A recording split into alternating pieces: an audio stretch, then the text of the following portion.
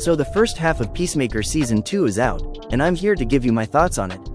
I have to admit I was not a big fan of the first 2 episodes.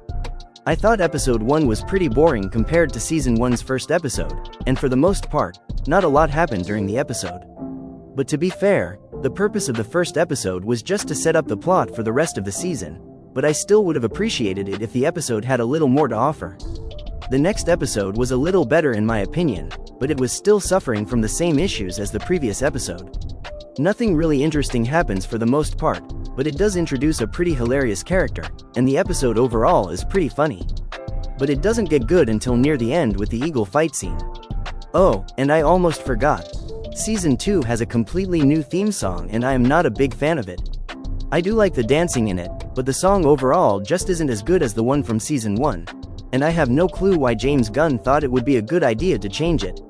So overall, I think the first 2 episodes are a bit underwhelming, but the next 2 episodes definitely saved this show for me. Episode 3 did kick off with something I didn't like, and that was what they did to Rick Flagg's character. This is a bit of a spoiler, but the show brings Rick Flag back in 2 ways. 1 in a flashback and 2 in an alternate universe. My issue comes from how he is depicted in the flashback. The episode starts off with Rick Flag in bed with Harcourt and the show depicts Rick Flag as a douchebag who cheats on his girlfriend and shows zero remorse for what he is doing. That's just not how someone like Rick Flag should be depicted. I really enjoyed Rick Flag's character in the first Suicide Squad and James Gunn's Suicide Squad. In the first movie, he was shown as a well-respected, upstanding soldier who is willing to fight and protect his country and the people he loved at all costs. He was also shown to love his girlfriend June very much, despite her being possessed by a witch. I still liked his character in James Gunn's Suicide Squad even though he didn't have as much to do as he did in the previous movie.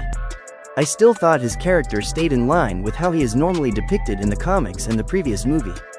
But in the flashback, it basically retcons everything I knew and loved about Rick Flag's character, and now he's basically no different than any other James Gunn character.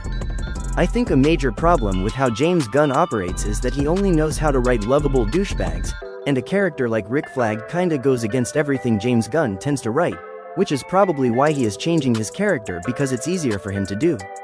Keep in mind, he writes these shows very fast and without much help, so he just doesn't have time to write anything fresh or well thought out when it comes to making characters. James Gunn himself admitted he had struggles trying to figure out Superman. That was probably because you can't make Superman like you would make Star-Lord, because fans will most likely complain.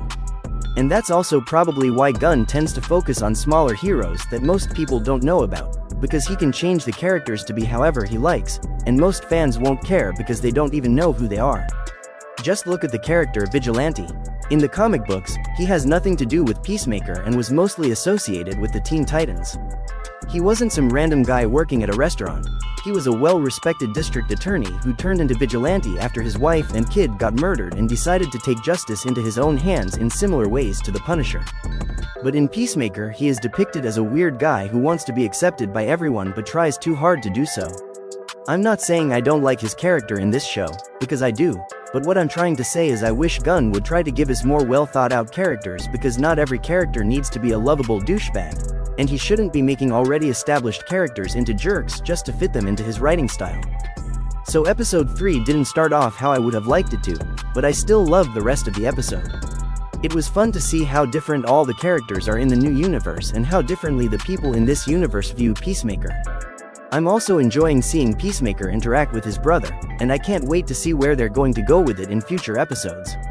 I also loved seeing Peacemaker fight against the terrorists and seeing Peacemaker's reaction to finally getting appreciated for doing good.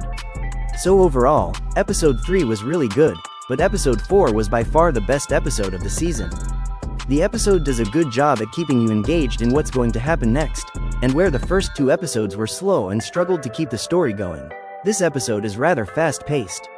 Instead of saving action until the end, it starts with action, and like the first 3 episodes, the comedy stays pretty good. So overall, I think the first half of the season was pretty good despite the first 2 episodes and despite what they're trying to do to Rick's character. Overall, I give the first half of the season an 85 out of 100. I'm pretty excited to see the next episode.